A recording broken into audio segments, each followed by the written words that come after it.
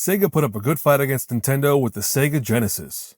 They did so well that they figured, hey, we're a big deal now, let's take on the Game Boy. And so we received the Sega Game Gear. This color-infused device soon attracted the eye of acclaim, Flying Edge, and its stable of licensed games. The first Simpsons game out of the gate was another take on Bart vs. the Space Mutants, from our stalwart pals at Arc Developments.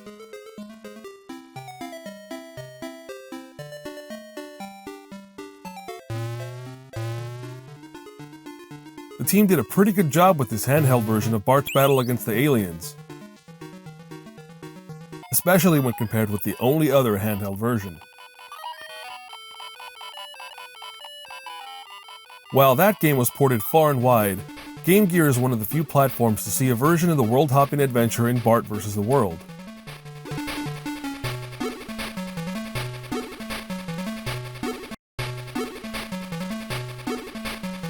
Based on the Master System port, the sprites look far better than the original NES game.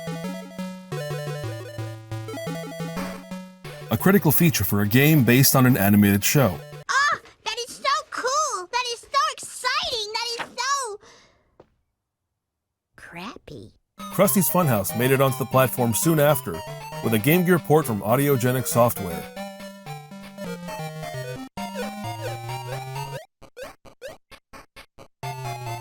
While it has the same screen space issue as the Game Boy version, the color feature and good performance make this an outstanding version of the game to play on the go. Next up is the final entry in the 8-bit Bart trilogy. Bartman meets Radioactive Man originally shipped on NES, and then only made it to the Game Gear, courtesy of a relative unknown called Teeny Weeny Games.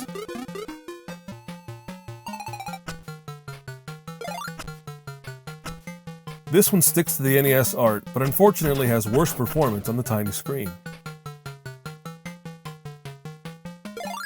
The Itchy and Scratchy game was slated for both SNES and Sega Genesis, but the latter version was cancelled at the last minute, leaving Sega fans to settle for an 8-bit port to the Game Gear by Bits Corporation. It features the same violent platforming, crunched down to fit the small screen.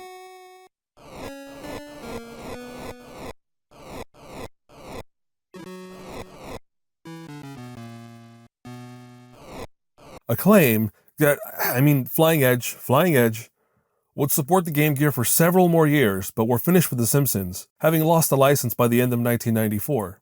And though the Game Gear did carry on for a few more years, the 3-hour battery life just couldn't hang with the power-efficient Game Boy.